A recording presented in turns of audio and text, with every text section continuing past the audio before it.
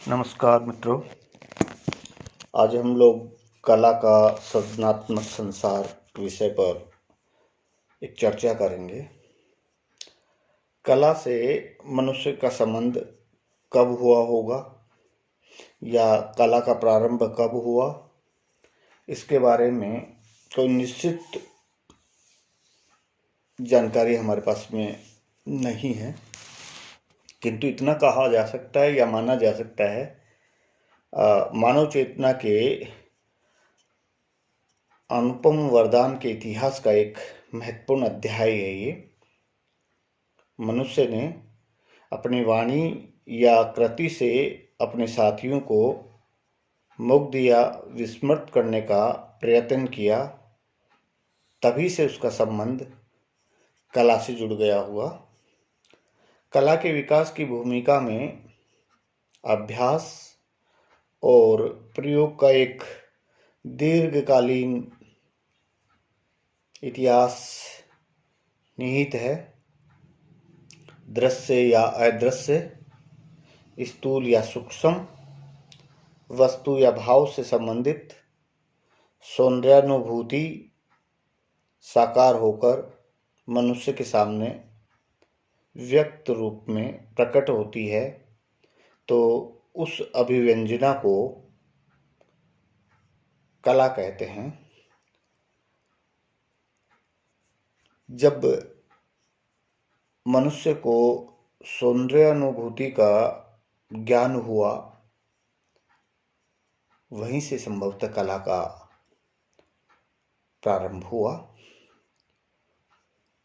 कला संस्कृत भाषा का शब्द है और संस्कृत साहित्य में इसका प्रयोग अनेक अर्थों में किया जाता रहा है। जैसे किसी वस्तु का 16वां भाग, समय का एक भाग, किसी भी कार्य के करने में अपेक्षित चातुर्य कर्म इत्यादि रूपों में। चातुर्य कर्म के लिए विशिष्ट शब्द था हमारे यहाँ शिल्प। कला शब्द का सबसे प्रामाणिक प्रयोग भरत के नाट्य शास्त्र में मिलता है।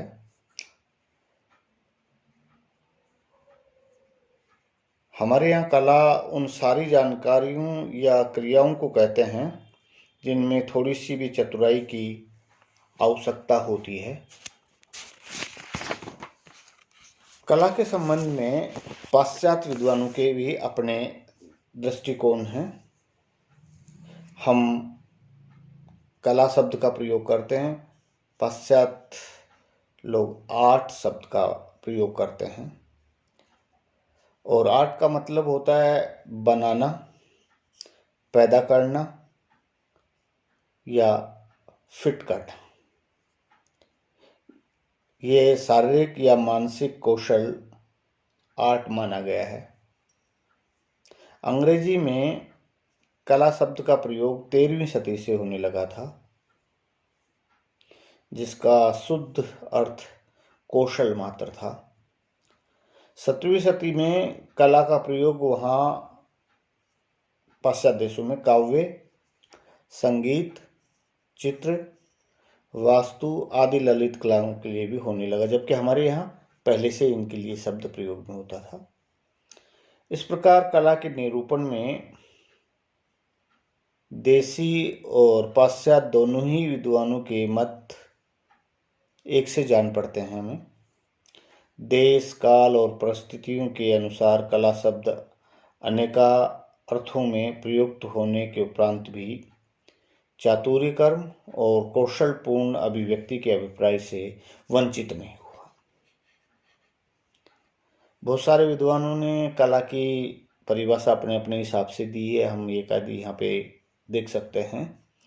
प्लेटो के अनुसार प्रत्येक व्यक्ति सुंदर वस्तु को अपना प्रेमास्पद चुनता है, अतः कला का प्राण सौंदर्य है। उन्होंने कला को सत्य की अनुकृति माना है। अरस्तु ने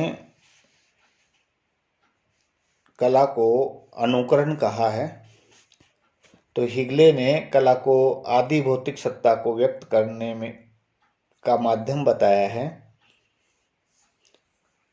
क्रोचे की दृष्टि से कला बाह्य प्रभाव की आंतरिक अभिव्यक्ति है। टॉलस्टॉय की दृष्टि में क्रिया, रेखा, रंग,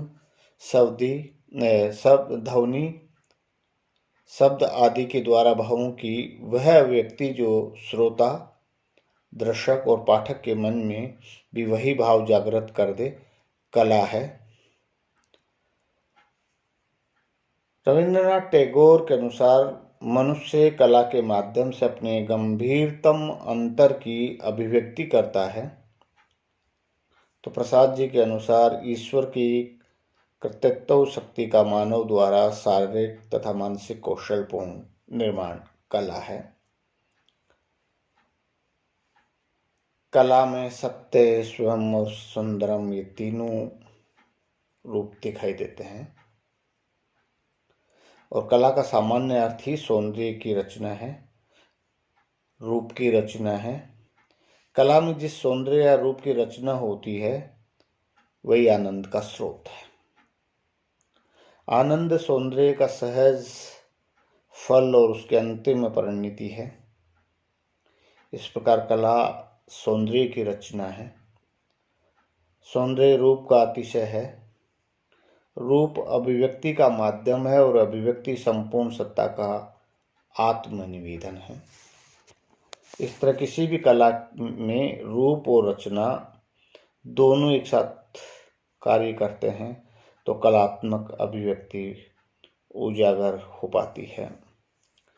हम कला का वर्गीकरण देखते हैं।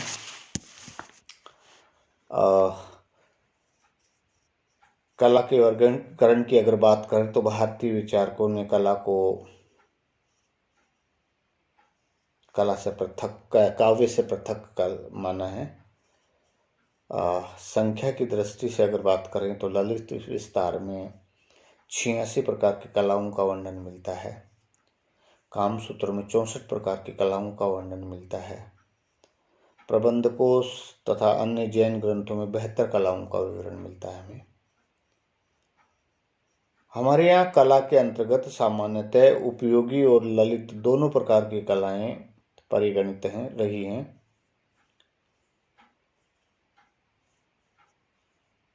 कला के वर्गीकरण के संबंध में पाश्चात्य विचारकों में भी दो संप्रदाय मिलते हैं। क्रोचे कला को अविभाज्य मानते हैं और सभी प्रकार की कलाओं को सम्मिलित करते हैं उसमें।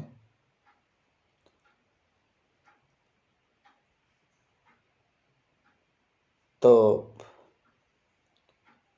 ग्रीक में 5वीं सदी ईसा पूर्व से ललित कलाओं और उपयोगी कलाओं का भेद स्वीकार किया जाने लगा था। प्लेटो और अरिस्टो ने भी इस भेद को स्वीकार किया है।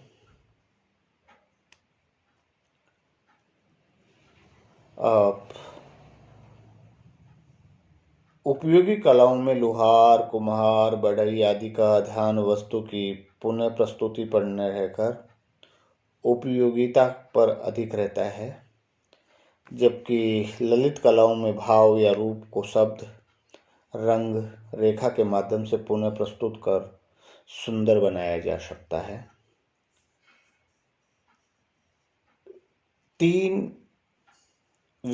कला के विकास के क्रम के आधार पर कला को 3 वर्गों में रखा जाता है। एक प्रतीकवादी अर्थात वास्तु, दूसरा शास्त्रीय अर्थात मूर्ति, तीसरा रोमानी अर्थात काव्य, संगीत, चित्र इत्यादि।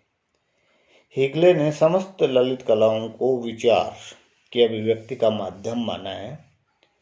उनके विचार से भाव या विचार को रूप में बदल देना ही कला का लक्ष्य है। भाव या विचार को रूप में बदलने के लिए माध्यम की आवश्यकता होती है और ये माध्यम ही अविभाज्य कला को अनेकार्थ या अनेक रूप प्रदान करता है। ईंट, पत्थर, छेनी, हथौड़ी, शब्द, स्वर, रेखा, रंग आदि ऐसे माध्यम हैं जो रूप की रचना में सहयोगी होते हैं। वास्तु और मूर्तिकला के माध्यम अधिक स्थूल और कठोर हैं, पर कलाकारों ने पुनर्प्रस्तुति के आधार पर इन कलाओं में जो लावण्य भर दिया है वह देखते ही बनता है।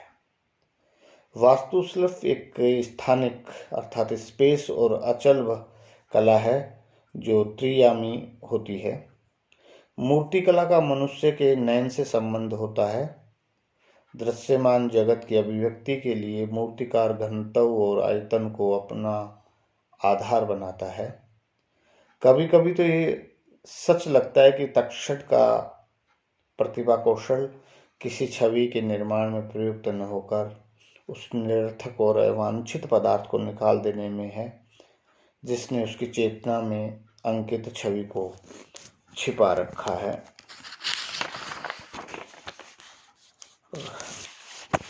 हम देखते हैं कि शब्द में चित्र निर्माण की शक्ति होती है और इस शक्ति के कारण उच्चारित शब्द श्रोता के मन में मानस चित्र उभारता है। तो दूसरी तरफ हम देखते हैं कि रोमानी कलाओं के माध्यम क्रम से शब्द, स्वर, रेखा, रंग आदि कोमल होने के कारण अभिव्यक्ति का विशेष सामर्थ्य रखते हैं। अमूर्त से मूर्त भाव काव्य, संगीत और चित्रकला में अभिव्यक्ति पाता है। इस दृष्टि से माध्यम जितना ही अमूर्त और सूक्ष्म होगा, कला उतनी ही उत्कृष्ट होगी। किंतु ये भी स्पष्ट है कि वास्तु और मूर्तिकला में माध्यम की स्थूलता के कारण रूप का विन्यास अधिक स्तर होता है।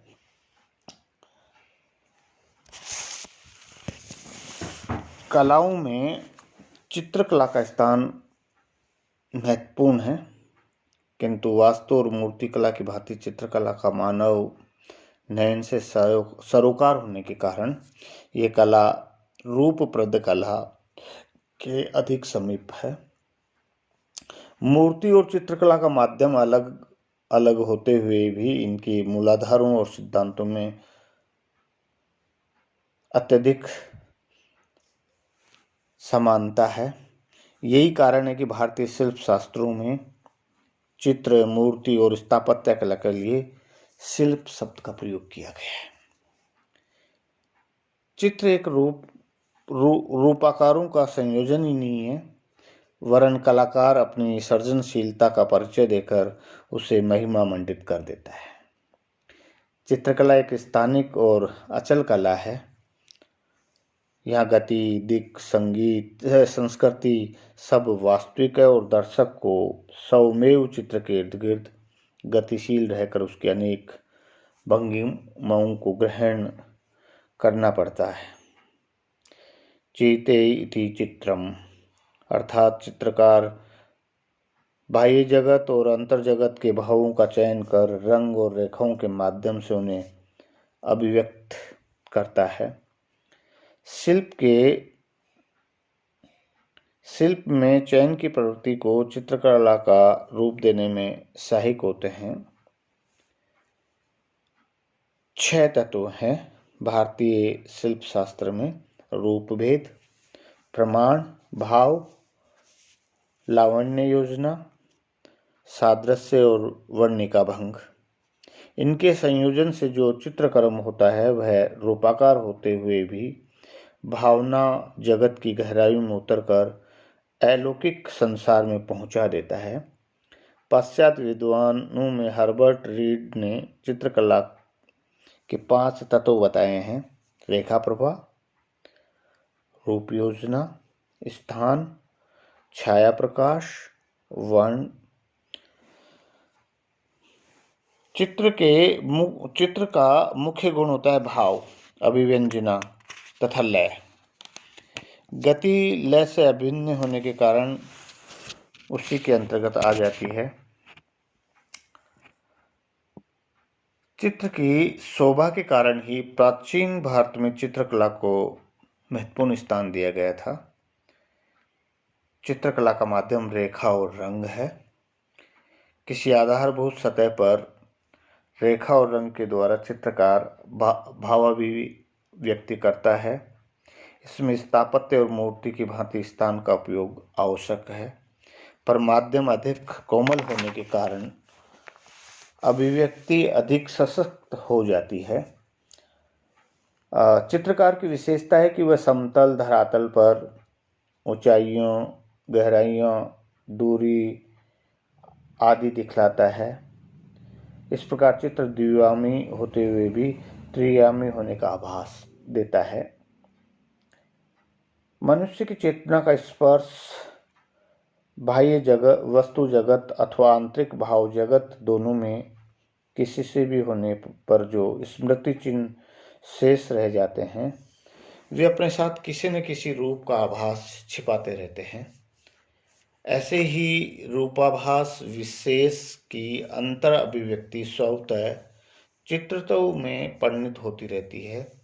किसी भी माध्यम से उसकी बाह्य अभिव्यक्ति को उसका चित्रण कहा जा सकता है। रंग और रेखा के विशिष्ट माध्यम से व्यक्त रूपाभास को चित्र की परिभाषा दी जा सकती है। इस प्रकार चित्रकला का ये संसार सतरंगा नहीं वरन अनोखा भी है। कलाओं का अंतर अनुशासन की अगर हम बात करें यहाँ पे, तो कलाओं के पारस्परिक संबंधों की जब खोजबीन हम लोग करते हैं तो पता लगता है कि सभी कलाएं एक दूसरे पर आश्रित हैं। एक दूसरे के बगैर उनका काम नहीं चल सकता। और किसी भी कला सर्जन की प्रक्रिया में एक दूसरी कलाएं अपनी सीमा में पूर्ण सहयोग देती हैं। इस दृष्टि से चित्रक्रम तो सर्वोपरि रहता है। चित्रण की भावना और दृश्य तत्व अर्थात बिंब की कल्पना व्यापक सत्य है, क्योंकि अभिव्यक्ति के प्रत्येक आग्रह में सूक्ष्म रूप से चित्रण की भावना अथवा वस्तु को रूपायित करने की इच्छा निहित रहती है। कलाओं में अभिव्यक्ति का अंतर होता है। कला की आत्मा तो एक ही होती है, लेकिन काव्य बोलता हुआ चित्र है तो चित्र मूक काव्य है। प्रत्येक कविता अपने आप में एक चित्र है। चित्र में आकृति, रस, विचारों का निवास है, इसलिए चित्र एक मूक कविता भी है। चित्र मूर्ति देखने के लिए है और कविता संगीत सुनने के लिए है। कविता, चित्रकला, संगीत एक दूसरे के प्रेरक और सहायकी वरन पूरक भी हैं। भारतीय कलाओं की सर्वाधिक विशेषता उनकी समन्वयात्मक प्रवृत्ति रही है। हम देखते हैं नृत्य, संगीत भारतीय मंदिरों और मूर्ति कला से अत्यधिक घुला मिला है। इन कलाओं के पारस्परिक संबंधों पर अगर चर्चा हम करें तो पता लगता है कि कलाओं के पारस्परिक ज्ञान के बिना किसी भी कला का अध्ययन अधूरा और बेईमानी है। जैन, अपभ्रंश, राजपूत, मुगल और पहाड़ी चित्रकारों के प्रेरणा स्रोत धर्म और साहित्य के महत्वपूर्ण ग्रंथ रहे हैं। और इस प्रकार हम देखते हैं कि कलाओं का सृजनात्मक संसार एक दूसरी कलाओं से अभिन्न रूप से जुड़ा होने पर भी अपना अपना स्वतंत्र स्थान बनाए हुए हैं। भारतीय दृष्टि में कवि, चित्रकार, संगीतकार, मूर्तिकार की पारस्परिक दृष्टि सौहार्दपूर्ण रही है। कवि ने चित्रों से यह सीखा है और मध्यकालीन चित्रकारों का तो अधिकतर आधार ही काव्य रहा है।